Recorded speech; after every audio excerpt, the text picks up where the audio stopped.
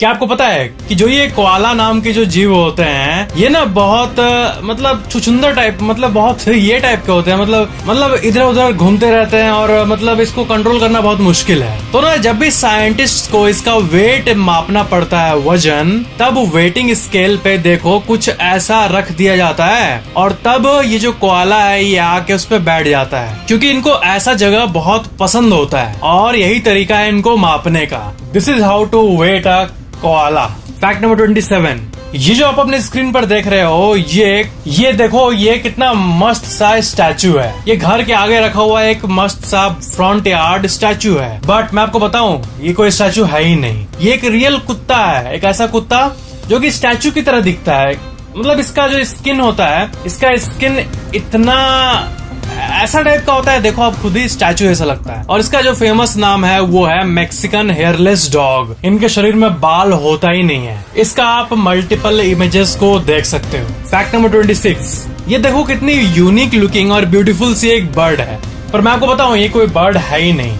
ये एक्चुअली में फ्लावर है, फूल है। इस फूल का नाम है मैग्नोलिया ब्लॉसम और ये ऐसा दिखता है जैसा कोई बर्ड हो। ये फूल बिल्कुल एक बर्ड की तरह दिखता है और इसका भी आप मल्टीपल इमेजेस को देख सकते हो। फैक्ट नंबर 25, जो क्रैब खाते हैं लोग, क्रैब, समुद्री क्रैब, वो कितना साइज का होता है, इतना बड़ा होता है, इतना बड़ा होता है। बट एक क्रैब का प्रजाति जापान में मिलता है, जापानीज स्पाइडर क्रैब नाम है उसको। देखो ये जो है ये इतना बड़ा क्रैब होता है, इसका देखो कितना बड़ा बड़ा टेंटिकल्स निकला हुआ है और इसका भी आप मल्टीपल इमेजेस देख सकते हो। ये मतलब इतना ह्यूज साइज का होता है। जापानीज स्पाइडर क्रैब नाम है इसका। फैक्ट नंबर 24, अब मैं आपको दुनिया की सबसे अमेजिंग आर्ट को दिखाने वाला हूँ जो कि रेडिट में वायरल हुआ था। ये आर्ट आप देखो एक बार, ये एक पिक है। इस पिक में क्या अनयूजुअल है आप बता सकते हो? देखो बात ये है ना कि ये जो यहाँ पे आप लेफ्ट साइड में ये देख रहे हो ये एक्चुअली में डोर है, बट जो बाकी का आप ये देख रहे हो ये सब उसी दीवार के ऊपर किया गया आर्ट वर्क है। ये ऐसा लगता है कि अंदर का व्यू है, बट उसको आप जाके छुओगे तो बिल्कुल प्लेन दिखेगा। इस पोस्ट को 1,43,000 से भी ज्यादा अब वोट्स मिले थे। ये सच में अमेजिंग वर्क है। वॉल में किए गए ऐसे पेंटिंग और आर्ट वर्क को ग्राफिटी कहते हैं, ग्राफिटी।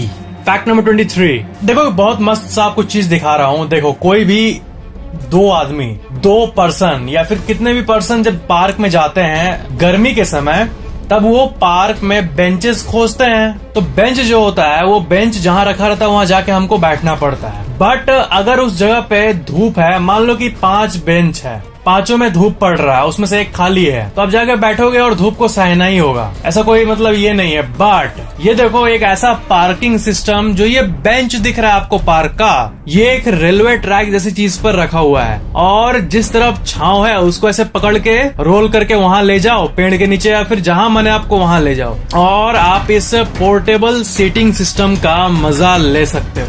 इंडिया के भी पार्क्स में ऐसा होना चाहिए। अब जहाँ चाहो वहाँ आप इसको स्लाइड करके बैठ सकते हो। सच में बहुत यूनिक सा कंसेप्ट है ये, मतलब अमेजिंग है। फैक्ट नंबर 22, एक बहुत डीप सा इमेज मैं आपको दिखाऊंगा कि जो अल्कोहल, वाइन और शराब होता है, जो लोग को एडिक्शन हो जाता है, हद से ज्यादा नशा हो जाता है, उसके लिए ये डिपिक्शन है। ये इमेज देखो और इसका ऊपर का कोड देखो, ठीक है। First the man takes the drink, then the drink takes the man. मतलब पहले इंसान ऐसे बोतल को लेके पीता है, ठीक है, और बाद में वो बोतल ही इंसान को पीने लगता है। बहुत स्केरी कंसेप्ट है ये उसी को डिपिक्ट करने के लिए ये आर्ट वर्क है और ये सच में बहुत अमेजिंग है और बहुत डीप सा इमेज है। अगर इसको देखे तो कैसे ये एडिक्शन इंसान को ही अंदर टानने लगता है। मतलब आप शराब को नहीं पीते हो, शराब ही आपको पीने लगता है। जिनका एडिक्शन का केस है उन लोगों के लिए। फैक्ट नंबर 21, जो मिलिट्री में एयरक्राफ्ट कैरियर होते हैं बड़े बड़े ऐसे टाइप के,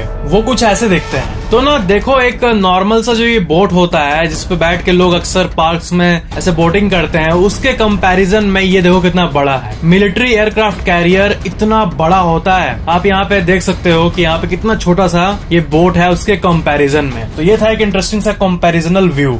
फैक्ट नंबर 20, जो लोग नेचर इंथुसियास्ट है ना, जिनको नेचर में रहना बहुत पसंद है, वो लोग में से कुछ लोग एक साउंड एम्पलीफायर का यूज करते हैं। आप जब जंगल में जाते हो तो आपको एक कीड़ों मकोड़ों एक नेचुरल साउंड आता है, ठीक है। उस नेचुरल साउंड को इस डिवाइस से आप देखो, इसमें एक इंसान लेटा हुआ है, तो इस डिवाइस से जब ऐसे वहां पे लेट के आपका कान रहेगा दोनों साइड ना, तो वही नेचर का जो साउंड है उसको आप तेजी से सुन पाओगे। और ऐसा जो सर्विस है बहुत जगह अवेलेबल होता है, और इसको जो एक्सपीरियंस करता है, जो लोग किए हैं, वो लोग ये कहते हैं कि वो साउंड सुनने के बाद बहुत पीस फील होता है, क्योंकि बेसिकली हम लोग नेचर से कनेक्टेड है ना।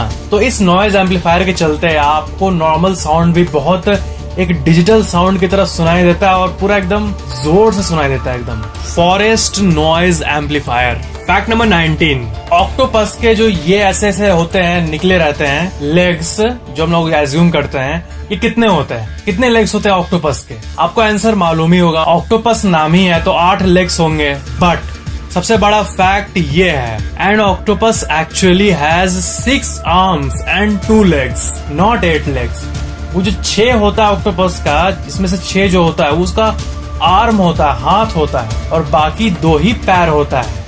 ये फैक्ट मतलब हम लोग इतने दिनों से झूठ में जीते आ रहे थे कि ऑक्टोपस नाम है, ऑक्टा 8 है तो 8 पैर है, बट ऐसा नहीं होता है। Fact number 18, Marie Antoinette syndrome. ये जो सिंड्रोम है ना, बहुत गजब सा है कि अगर किसी इंसान के लाइफ में कुछ बहुत बड़ा स्ट्रेस आ जाता है ना, तो ना उसके बाल कुछ व्हाइट होने लगते हैं। ऐसा आप नोटिस किया होगा। तो इसको ना ऐसा भी होता है कभी कभी ना कि 2 दिन के अंदर बहुत बड़ा हिस्सा एक व्हाइट हो जाता है, तो इसको मैरी एंटोनी सिंड्रोम कहते हैं। ये मैरी एंटोनी नाम इसलिए रखा गया है क्योंकि इनका एग्जीक्यूशन हो रहा था 1793 में, और इनका हेयर जो है, मरने के पहले जब इनको लग रहा था कि अब मैं मरने वाली हूँ, अब मेरा गला काट दिया जाएगा, तब ना लोगों ने नोटिस किया था कि इनका बाल सडनली व्हाइट हो गया था, तो इसी के नाम पे इस बीमारी का नाम रखा गया। तो ऐसा होता है, स्ट्रेस से बाल व्हाइट होता है, बट इसका ऑपोजिट भी ट्रू है। अगर आप अच्छा फील कर रहे हो, लो स्ट्रेस, आप हैप्पी फील कर रहे हो, तो इससे जिनका एब नॉर्मली कम उम्र में व्हाइट हो गया है, वो वापस रीगेन भी करने लगता है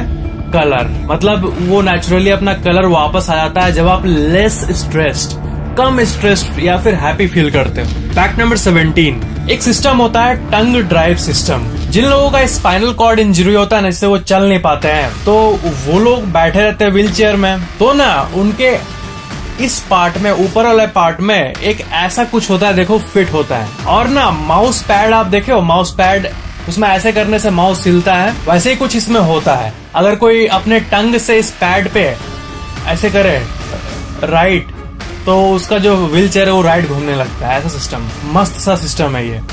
ऐसे करेगा तो लेफ्ट होगा, उसका यहीं पे एक पूरा कंप्यूटराइज्ड सिस्टम फिट होता है। इसे कहते हैं टंग ड्राइव सिस्टम। टंग ड्राइव सिस्टम, TDS। TDS सुन के तो टैक्स डिडक्टेड एट सोर्स वाला याद आ रहा है, TDS, बट ये है tongue drive system, TDS। Fact number 16, ऐसे भी कई लोग हैं इस दुनिया में जिनको ना मुर्गियों से डर लगता है, लिटरली। जैसे अगर आपके पास यहाँ पे एकदम आपके थोड़ी दूरी में अगर शेर आ जाए तो आपको कैसा फील होगा, वैसा मुर्गी देख के फील होता है, लिटरली। इसको कहते हैं electrophobia. Electrophobia is the specific term for phobia to hen या फिर चिकन। फैक्ट नंबर 15, आप ब्लू व्हेल के बारे में सुने हो? ब्लू व्हेल ये दुनिया के सबसे बड़े जीव में से एक है, ठीक है। अब ब्लू व्हेल और इंसान का साइज को देखो, आप यहाँ देख सकते हो कंपैरिजन, इतना छोटा सा इंसान और इतना बड़ा ब्लू व्हेल, ठीक है। बट सबसे अमेजिंग फैक्ट ये है ब्लू व्हेल के बारे में कि एक ब्लू व्हेल, एक बीच बॉल जो होता है, इससे हम लोग खेलते हैं समुद्र के किनारे, बीच बॉल, उससे बड़ा कोई चीज को ये अपने अंदर ले ही नहीं सकता। मतलब शरीर इतना बड़ा गद्धड़ जैसा है, एकदम मोटा सा, बड़ा सा, लेकिन इसका स्वेलविंग पावर जो होता है, निगलने का पावर, वो कम होता है, क्योंकि इसका माउथ बहुत, जो गला का पासिंग जो होता है वो बहुत पतला होता है। बीच बॉल से बड़ा कुछ ये नहीं ले पाता है, भले ही इतना बड़ा जीव हो। बीच बॉल से बड़ा कुछ भी ये इनहेल नहीं कर सकता है, क्योंकि इनका थ्रोट बहुत स्मॉल होता है। बट ये बात तो बहुत लोगों को नहीं पता। उनको लगता है कि ब्लू व्हेल 10 इंसान को निगल जाएगा, ऐसा नहीं होता है रियलिटी में। फिल्मों में तो कुछ भी दिखाएंगे, वो कुछ भी चलता है, बट रियल लाइफ के रियल सीन की बात करें तो उतना नहीं निगल सकता है blue whale. Fact number 14, internet speed. ठीक है, आपको पता होगा MBPS में होता है, मेरा इंटरनेट 10 MBPS का है, 100 का है, ऐसे लोग बोलते हैं। आपके मन में आया होगा ना कि किस कंट्री में सबसे हाईएस्ट इंटरनेट स्पीड अवेलेबल होगा। तो देखो मैं आपको बहुत इंटरेस्टिंग सा एक ऑफिशियल विकिपीडिया लिस्ट दिखाता हूँ। साउथ कोरिया देखो, साउथ कोरिया का एवरेज कनेक्शन स्पीड पूरे जो वहाँ के देश में है वो है 28.6 और ये नंबर 1 पे है। ठीक है, मतलब पूरे साउथ कोरिया का एवरेज, किसी घर में ज्यादा कम है, सबको अगर कैलकुलेट करके डिवाइड करो जो एवरेज निकाले हम लोग, तब 28.6 आएगा जो कि पूरे धरती पे सबसे ज्यादा है एवरेज स्पीड की बात करें तो देखो साउथ कोरिया 28.6 है, फिर नॉर्वे, स्वीडन, हांगकांग आप देख सकते हो कम होते जा रहा है स्पीड। यूएसए का भी 18.7 है एवरेज इंटरनेट स्पीड। और करते करते करते करते जब यहाँ नीचे आते हैं तो 63 नंबर पे इंडिया है और पूरे भारत का एवरेज कनेक्शन स्पीड है 6.5 Mbps। 6.5 Mbps जो इंडिया में सबके घर में ब्रॉडबैंड होता है उसमें तो ऑफ कोर्स मतलब 50-100 तो इजीली मिल जाता है, 150 Mbps। बट अगर किसी के पास 100 Mbps है तो वो बहुत ऊपर है एवरेज से, क्योंकि पूरे इंडिया का एवरेज यही है एक्चुअल में 6.5। किसी का अगर 7 Mbps भी प्रॉपर आता है ना स्पीड तो वो एवरेज से ऊपर ही है statistically speaking. Fact number 13, Logitech company ने एक सर्वे रखा था, एक कॉमन सा सिचुएशन पे सर्वे। जो होता नहीं कि हम लोग का टीवी का रिमोट भुला जाता है घर में, कहाँ है रिमोट, कहाँ है रिमोट। तो एक सर्वे किया गया था ये पता करने के लिए कि मेजोरिटी घरों में जब रिमोट भुलाता है तो वो वापस मिलता किस जगह पे है, कौन सा जगह सबसे ऊपर है। तो उस सर्वे में ये पता चला कि 49% ऑफ द टाइम जब भी रिमोट भुलाता है तो लगभग आधा टाइम वो काउच में मिलता है। ठीक है, और 8% लोगों के घर में बाथरूम में रिमोट मिलता है, पता नहीं कहाँ से चल जाता है। और 8% लोगों के घरों में ड्रेसर का जो ड्रॉर होता है उसमें छुपा रहता है। और 4% ऐसे भी लोग हैं जिनको जब रिमोट भुलाता है तो वो फ्रिज के अंदर मिलता है। और हद बताऊं, और ये एक एक्चुअल सर्वे है जो लोगों से पूछ के किया गया था इसी रिमोट भुलाने वाले इस सीन पे। तो आप बिलीव नहीं करोगे, आखिर का जो 2% है ना, तो देखो यहाँ लिखा हुआ है कि 2% फाउंड द रिमोट आउटसाइड। 2% ऐसे भी लोग हैं जिनका घर के बाहर रिमोट चल जाता है, पता नहीं, मेरे को लगता है ऐसे ही होता होगा कि कोई बच्चा उच्चा खेलता होगा कि जाके उसको बाहर छोड़ देता होगा, ऐसा। तो ऐसा कुछ सीन है रिमोट ये करने में। और ये सर्वे लॉजिटेक कंपनी जो कि एक फेमस कंपनी है उसने किया था। फैक्ट नंबर 12, केन्या में ये एक बहुत यूनिक सा जिराफ का पिक क्लिक किया गया था। तो जिराफ तो टिपिकली जो राइट साइड में है ऐसे दिखते हैं, ठीक है, बट ये कैसे, ये क्या है, मतलब क्या है, क्या ये व्हाइट कैसे हो गया। तो मैं आपको बता दूं एक यूनिक सा बात कि एक रेयर जेनेटिक कंडीशन होता है जिसे ल्यूसिज्म कहते हैं, LUCISM, ल्यूसिज्म। और इससे स्किन का जो कलर होता है, पिगमेंटेशन, वो खत्म हो जाता है। और आप देख सकते हो कि जिराफ पूरा व्हाइट हो गया इसी के चलते। फैक्ट नंबर 11, अब जो मैं आपको पिक दिखाने वाला हूँ वो बहुत सिंपल सा पिक है बट वो बहुत वैल्यूएबल है। क्योंकि अगर आपका ड्रीम कभी भी ऐसा होगा, कुछ ऐसा टाइप का कि हमारे यहाँ से सनसेट जो होता है सूरज का वो कैसा दिखता है आप देखे ही होंगे। बट देखो मार्स जो होता है ना, मंगल ग्रह, वहाँ का ये एक एक्चुअल रियल पिक है शाम का।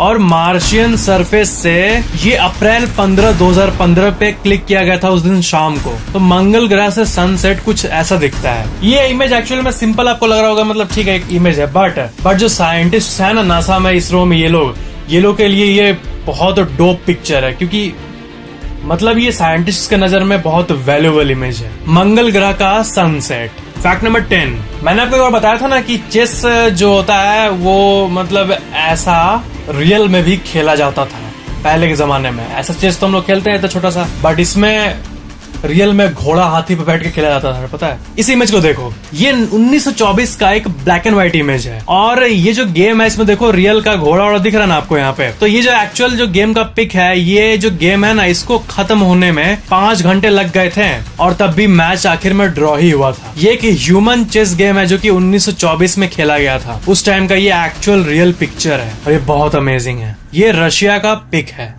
फैक्ट नंबर 9, जब गोल्ड जो सोना होता है उसको जब निकाला जाता है ना, तब जो मतलब जो ऐसे पत्थर में जो नेचुरल रूप में होता है ना, देखो कुछ ऐसा होता है। ये मतलब एब्सोल्युटली रॉ, एकदम कच्चा गोल्ड है। जो धरती के अंदर जो होता है ना वो कुछ ऐसा ही होता है और इसी को बाद में बना के मतलब बहुत कुछ बना दिया जाता है। तो ये देखो, ये इंसान अपने हाथ में 3 रॉ गोल्ड के मलबे को लिया हुआ है और ऑन द अदर साइड जो ओपल होता है, जो रिंग्स में होता है, जब भी ओपल फ्रेश जमीन से निकलता है ना, तो वो कुछ ऐसा दिखता है। पत्थरों के बीच में ये वैल्यूएबल चीजें होती है और बहुत मुश्किल से, बहुत मेहनत के बाद जो माइनर्स होते हैं उनको ये मिलता है। फैक्ट नंबर 8, जो साउथ अफ्रीका का टोपोग्राफी है ना, मतलब उसका जमीन का जो उबड़ खाबड़नेस, मतलब रुको, ये आप इमेज देखो पहले। साउथ अफ्रीका का टोपोग्राफी ये है। इसमें देखो जो साइड में समुद्र के साइड वाला ये जो एरिया है, इसमें कितना पहाड़ है, ये है मतलब बहुत डिटेल्ड इमेज है ये। और इसमें जितना आप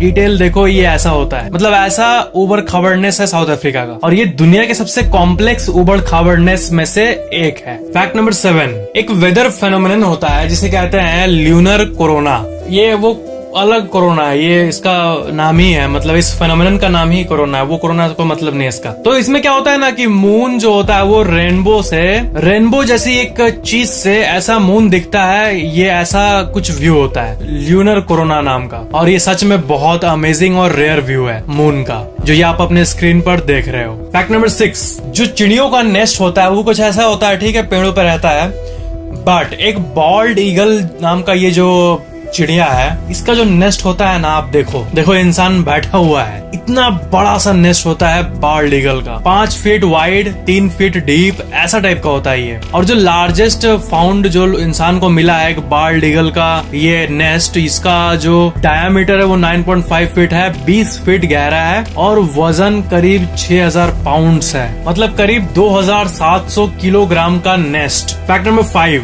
वुड पेकर नाम की ये जो आप बर्ड देख रहे हो, इसका टंग देखो, ये कुछ ना सांप होता है ना, सांप का ऐसा टाइप का जो टंग होता है, पतला लंबा टाइप का, वैसा टाइप का टंग इसका होता है। और ये इतना लंबा होता है कि ये मतलब आप देख सकते हो। और सबसे अमेजिंग बात है कि देखो ये कैसे अपने टंग को अंदर रखता है, ये देखो अपने दिमाग के ऊपर ऐसे रैप करके अंदर रखता है, जब निकालना होता तो निकाल देता है। ऐसा कुछ इंटीरियर सिस्टम होता है, आप अपने स्क्रीन पर देखो, ये मतलब ऐसे रैप करके रखता है अपना ये टंग, और जब निकालता है तब का व्यू तो आप यहाँ नीचे देख ही सकते हो। फैक्ट नंबर 4, मथुरा में कई लोग ना जो वाइल्ड लाइफ कंजर्वेशन में काम करते हैं, वो ना हाल ही में ऐसा न्यूज में आया था कि वहाँ के जो विलेजर्स है और वहाँ के जो वाइल्ड लाइफ जो केयर करते हैं जानवरों का, वो देखो हाथियों के लिए ऐसा स्वेटर बनाए थे ताकि एलिफेंट्स वार्म रह पाए, गर्म रह पाए, इनको ठंडा ना लगे। और इस न्यूज को भी बहुत लोगों ने अप्रिशिएट किया था। फैक्ट नंबर 3, ये देखो मैं आपको और एक अमेजिंग सा पिक दिखा रहा हूँ। इधर वाला जो आप देख सकते हो ये है स्पर्म व्हेल का ब्रेन, उसके बाद ये है इंसान का ब्रेन, उसके बाद ये है डॉल्फिन का ब्रेन, और उसके बाद रिवर डॉल्फिन का ब्रेन।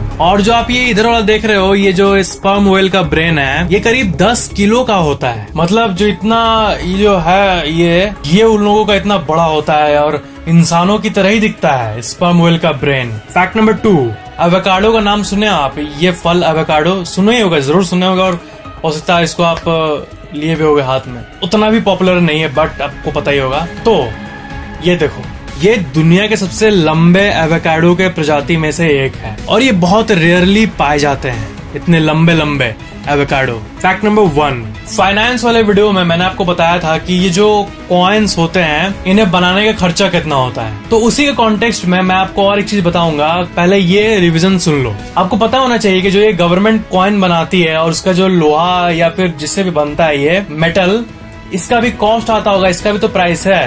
तो मतलब पैसे को बनाने के लिए भी पैसा लगता है। तो ये जो है ना 1 रुपए का कॉइन, इसे बनाने में 1.1 रुपीज लगते हैं, मतलब लॉस। बट जो बाकी 1 रुपए से ज्यादा का कॉइन्स है, जैसे 2 रुपीज, इसको बनाने में 1.28 रुपये लगता है, मतलब वैल्यू से कम ही लगता है। और बाकी 5 रुपए को बनाने में 3.69 रुपीज लगते हैं, और 10 रुपए के कॉइन को बनाने में 5.54 रुपीज लगते हैं, और 1000 2000 के नोट को भी बनाने में करीब इतने के आसपास खर्चा होता होगा, 10-20 रुपए के आसपास। मतलब सबको बनाने का खर्चा कम ही है उसके वैल्यू से।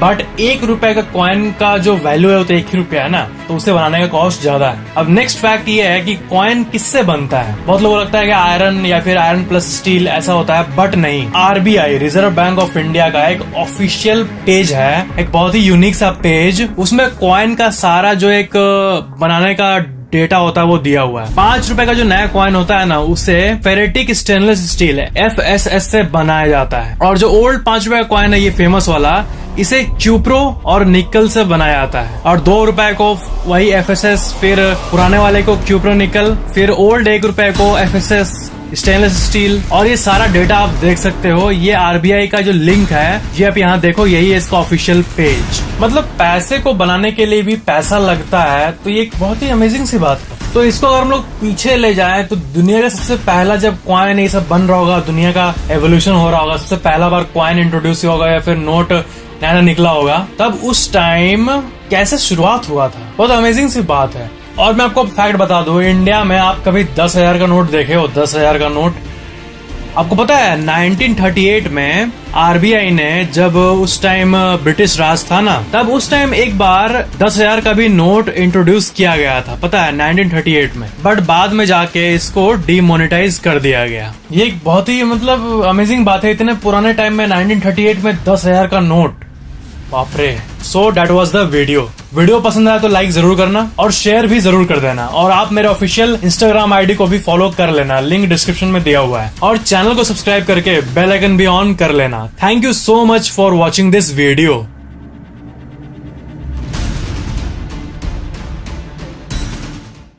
क्या आपको पता है कि आपके जो बाल हैं वो 8,400 kg तक होल्ड कर सकते हैं? Yes, technically it's possible due to the strength of human strand. और जब आप मोबाइल में से टाइप करते हो तो क्या आप कीबोर्ड को देखकर टाइप करते हो या फिर बिना देखे? इससे भी रिलेटेड आपको एक फैक्ट पता चलेगी इस वीडियो में। इस वीडियो में आप ऐसे amazing non stop random facts को जानोगे जिनको सुनकर आपकी आंखें ऐसी हो जाएंगी, और वो भी 2 दिन के लिए। 2 दिन तक ऐसे ही आंखें रखने के लिए तैयार हो जाओ। फैक्ट नंबर 24, जितने भी आप कार कमर्शियल्स देखते हो, ऐसे ऐसे रोड पर कार जा रहा है फुल स्पीड में, इसमें से आपको पता नहीं होगा कि ज्यादातर कार कमर्शियल्स जो है ना, जो कार के एड्स होते हैं, वो CGI graphics, computer generated imagery, जिसे CGI कहते हैं, उससे शूट किया जाता है इन एड्स को। और ऐसे देख रहे हो आप, ऐसे 4 चक्के वाले डिवाइसेस और कैमरा यूज होते हैं इन एड्स में। कुछ एड्स में रियल कार को भी रन कराया जाता है, बट मैक्सिमम एड्स में ऐसा ही होता है। फैक्ट नंबर 23, आप आग तो देखे होंगे। आग ऑफ कोर्स विजिबल होता है, हम लोग उसे देख सकते हैं, पर एक टाइप का आग होता है जिसे कहते हैं मिथेनॉल फायर। और इसमें क्या होता है ना कि जो आग लगता है उसे आप देख नहीं पाओगे, मतलब वो काइंड ऑफ इनविजिबल फायर होता है, जैसा आप इस वीडियो में देख सकते हो। इसमें क्या है कि आग लगा हुआ है और वहां पर कोई जाएगा तो उसे इफेक्ट पड़ेगा, लेकिन वो आग दिखता नहीं है। बस नॉर्मल फायर और मिथेनॉल फायर में यही अंतर है। मतलब हो सकता है कि आप जहां बैठे हो उसके आगे मिथेनॉल फायर लग गया हो और आपको पता भी नहीं चले। पर ऑफ कोर्स आपके रूम में मिथेनॉल थोड़े ना केमिकल के साथ एक्सपेरिमेंट करते हो फिल्मी वाला। पर फैक्ट ये कि वो फायर इनविजिबल होता है, एंड दैट्स डरावना गजब। फैक्ट नंबर 22, आप फिल्मों में देखे हो कि कोई चोर आता है और उसे पकड़ लिया आता है हाथों से, पर ऐसा भी आप देखे होंगे कुछ उसके चोर के ऊपर फेंक देता है और उसे बांध देता है खिच खिच करके, तो वो रैप कर लेता है ना। तो इसे एक्चुअल रियल लाइफ में भी यूज किया जाता है, जैसा आप इस वीडियो में देख सकते हो। और इसे कहते हैं वोला रैप। ये जो कंपनी है ये ऐसे ही चीजें बनाती है, और ये यूनिक नॉवेल डिवाइसेस हैं पुलिसों के लिए, और वेस्टर्न कंट्रीज में इनका बहुत यूज होता है चोरों को पकड़ने के लिए। फैक्ट नंबर 21, आपको पता होगा कि किसी भी सेलिब्रिटी का अगर आप ऑटोग्राफ मांगोगे या फिर सेल्फी मांगोगे तो बहुत कोई के पास टाइम नहीं होता, बिजी रहते, ये होते वो होते। तो ऐसे ही क्या है कि एक कॉमेडियन है, ये ना किसी भी फैन को ऑटोग्राफ नहीं देते, ठीक है, मिलने के बाद वो एक ऐसा कार्ड देते हैं, आप जो अपनी स्क्रीन पर देख रहे हो, ऐसा कार्ड अपने फैन को ऐसे धरा देते हैं, लो। और इस कार्ड में लिखा रहता है it was a total let down. वो कॉमेडियन है, वो इसलिए ऐसा पागल वाले हरकत करते हैं। फैक्ट नंबर 20, आपका जो नर्वस सिस्टम है, ह्यूमन नर्वस सिस्टम, वो आप अपने स्क्रीन पर देख सकते हो। इसे 2 मेडिकल स्टूडेंट ने 1925 में बनाया था, और इसे बनाने में 1500 घंटे से भी ज्यादा लगे थे। और इस जो ये है, ये आप नॉर्मल सा कोई आर्ट वर्क मत समझो, ये जो आप देख रहे हो, ये एक एक नर्व को दिखाता है जो कि आपके शरीर में मौजूद है, एकदम 100% कंप्लीट डायग्राम। और पूरे दुनिया में ऐसे सिर्फ 4 ही मौजूद है ऐसे डायग्राम्स। फैक्ट नंबर 19, क्या आप मोबाइल में जब टाइप करते हो कुछ भी तो कीबोर्ड को देखते देखते टाइप करते हो या फिर ऐसे स्क्रीन को देखकर आप टाइप कर लेते हो? तो सियाट एडू के ऑफिशियल ट्विटर अकाउंट में पोस्टेड इस इन्फॉर्मेशन को आप देख सकते हो कि only 25% of the people type well without looking at the keyboard. मतलब सिर्फ 25% लोग ही टाइप कर पाते हैं। तो क्या आप उन 25% में से एक हो? देख के टाइप करते हो या फिर स्क्रीन पर देख के टाइप करते हो? फैक्ट नंबर 18, साल 2007 में जेरेमी हार्पर, ये जो इंसान है, इन्होंने 1 से लेकर 1 मिलियन यानी 1 से लेकर 10 लाख तक अपने अपार्टमेंट में बैठ के ऐसे पोज में काउंट किया, और ये सारा एक लाइव वेब कैम में ब्रॉडकास्ट किया, और इन्हें करने में 3 महीने लग गए। आपके मन में क्वेश्चन आएगा कि क्या इन्होंने 3 महीने लगातार कर लिया? नहीं, वैसा नहीं है। बीच में उठना, खाना, सोना, ये सब इन्होंने काम किया, बट लाइव स्ट्रीम कंटिन्यू था 3 महीने तक। और इन्हें Guinness book of world record भी मिल चुका है काउंटिंग करने के लिए, इस लाइव स्ट्रीम प्रोसेस के लिए। इन्होंने जून 18, 2007 को शुरू किया था और सितंबर 14 को खत्म किया था। फैक्ट नंबर 17, क्या आपको पता है कि हर एक सेकेंड 7 वेबसाइट क्रिएट होते हैं? होता है ना कि आप वेबसाइट बनाए ऐसे कुछ भी .com, तो अभी 7 वेबसाइट क्रिएट हुआ, फिर हुआ 7 वेबसाइट क्रिएट, फिर हुआ 7 वेबसाइट क्रिएट। ऐसे करते करते हर सेकंड कहीं ना कहीं कुछ ना कुछ .com खुल रहा है और कोई ना कोई अपना बिजनेस स्टार्ट कर रहा है। फैक्ट नंबर 16, इस ह्यूमैनिटी के शुरुआत से लेकर 2003 तक, ध्यान सुनना, व्हाइट बोर्ड में देखो, इस ह्यूमैनिटी के शुरुआत से लेकर अभी 2003 तक जितना कंप्यूटर में डेटा क्रिएट होता है, MB, GB, TB, जो डेटा मतलब जो जनरल डेटा क्रिएट होता है ह्यूमन वर्ल्ड में, इतना TB डेटा, तो ये जो है ये एक है, ठीक है, ये एक मान के रखो कितना डेटा क्रिएट होता है। और इस साइड अभी हर 2 दिन में उतना डेटा क्रिएट होता है हर जगह इस दुनिया में, कहीं ना कहीं फोटो, वीडियोस या कुछ भी के तौर पर, जो कि इसके इक्विवेलेंट है। मतलब शुरुआत से लेकर 2003 तक जितना डेटा क्रिएट हुआ उतना आज के समय हम लोग हर 2 दिन में क्रिएट करते हैं। That was an awesome technological fact. Fact number 15, अगर आप टेस्ट गीक हो, आपको मतलब टेस्टी चीजें पसंद है, मसाला वाला या फिर ऐसे ही कुछ, तो आपको अगर सैलड दे दिया जाए तो आपको ऑफ कोर्स मजा नहीं आएगा। पर एक जापानीज कैफे है जो कि सैलड को ना केक में बदल देता है, इसे वेजेडिको सैलड कहते हैं। और ये जो देख रहे हैं या ये एक्चुअल में केक नहीं है, ये फुल्ली वेजिटेबल से ही बना है, पर इसका जो है ना व्यू, ये देखने में ऐसा लग रहा है जैसा ये केक है। And that's awesome. मतलब लोगों को अच्छा एक्सपीरियंस मिले, सैलड के नाम पर कुछ अच्छा दिखे, और टेस्ट भी ये लोग पता नहीं कैसा अच्छा कर देते हैं, पर न्यूट्रिशन जो है वो नॉर्मल सैलड का ही मिलता है, वेजिटेबल्स।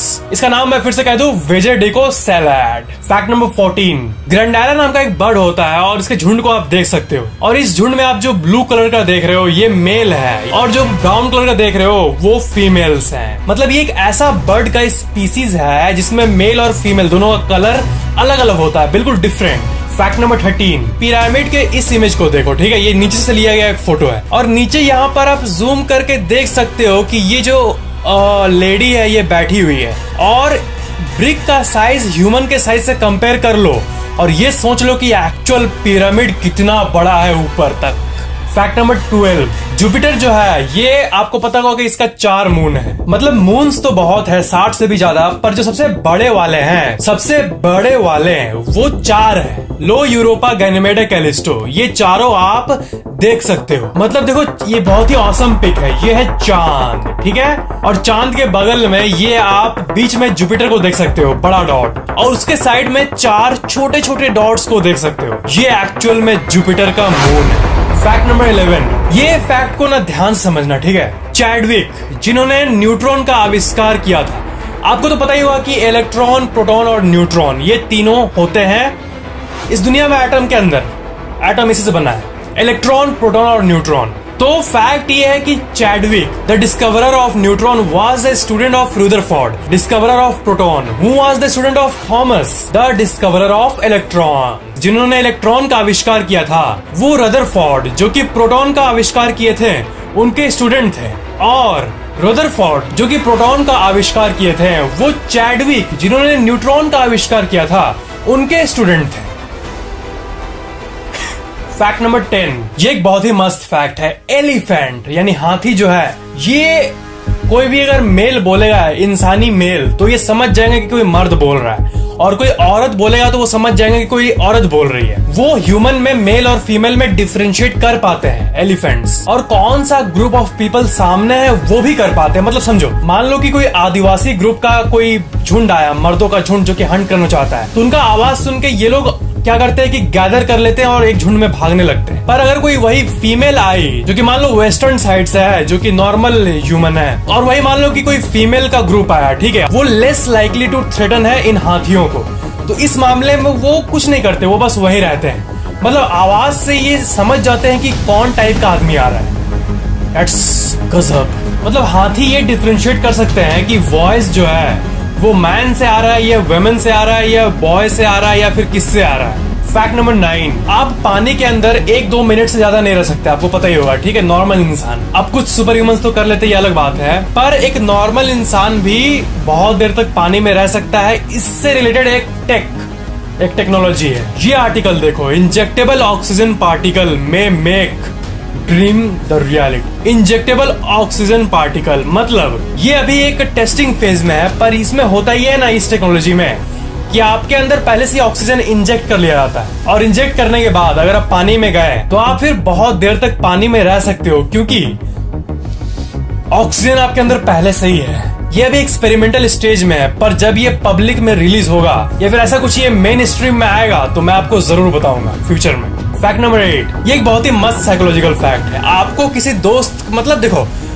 दोस्त के बीच में बात होता है ना कि यार मेरा ये काम कर दो या ऐसा कुछ भी, तो या फिर फैमिली मेंबर से जब बात होता है कि ये कर दो, तो उसमें क्या है ना कि ये फैक्ट देखो, adding but you are free to refuse after a verbal request can double your chances of getting what you want. मतलब कि अगर आप बोलोगे कि भाई ये काम कर देना, मतलब वो तुम्हारी मर्जी, नहीं करना तो मत करो, बिल्कुल कोई नो वरीज, लेकिन कर दे, वो तुम्हारी मर्जी है, नहीं करना तो मत करो, पर तुम्हारी मर्जी, नहीं करना तो मत करो। ऐसे इमोशनल मतलब करने से ना वो काम करवाने के चांसेस डबल हो जाते हैं।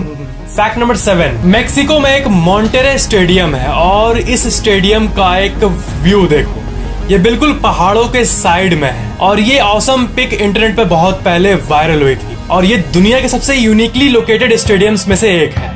फैक्ट नंबर 6, जो आपका एक हेयर स्टैंड है, एक बाल, वो करीब 100 ग्राम्स तक सह सकता है उतना लोड। तो अगर हम लोग इसको कैलकुलेट कर रहे हैं तो आपके पूरे हेड के बाल जो है उनका कलेक्टिव स्ट्रेंथ वो करीब 8400 केजी के बराबर होता है, और आप इसे हेयर हैंग के ऑफिशियल विकिपीडिया पेज पर वेरीफाई कर सकते हो। मतलब टेक्निकली और थियोरेटिकली इतना वेट आपका बाल सह सकता है। आपका बाल एक्चुअली केराटिन नाम के एक प्रोटीन से बनता है, और केराटिन, वो केराटिन ट्रीटमेंट की बात नहीं हो रही, वो बिल्कुल अलग चीज है। ये जो है, ये प्रोटीन का नाम है केराटिन, और इससे बाल बनता है, और ये एक बहुत ही टफ प्रोटीन होता है, इसलिए इतना मजबूत होता है। फैक्ट नंबर 5, आपको पता है ना कि न्यूट्रॉन स्टार जो होते हैं स्पेस में वो बहुत डेंस होते हैं। डेंस का मतलब ये हुआ ना कि अगर आप उस स्टार, समझो इसको, न्यूट्रॉन स्टार है आसमान में, और उसमें से आप हल्का सा तोड़ के अपने एक स्पून चम्मच में रखें, तो न्यूट्रॉन स्टार इतना वेट होता है ना स्टार के, आप स्टार का कुछ, आप उस तारा का कुछ पार्ट लाके अपने चम्मच पर रख दिए, उसके मटेरियल का, उसके गैस का,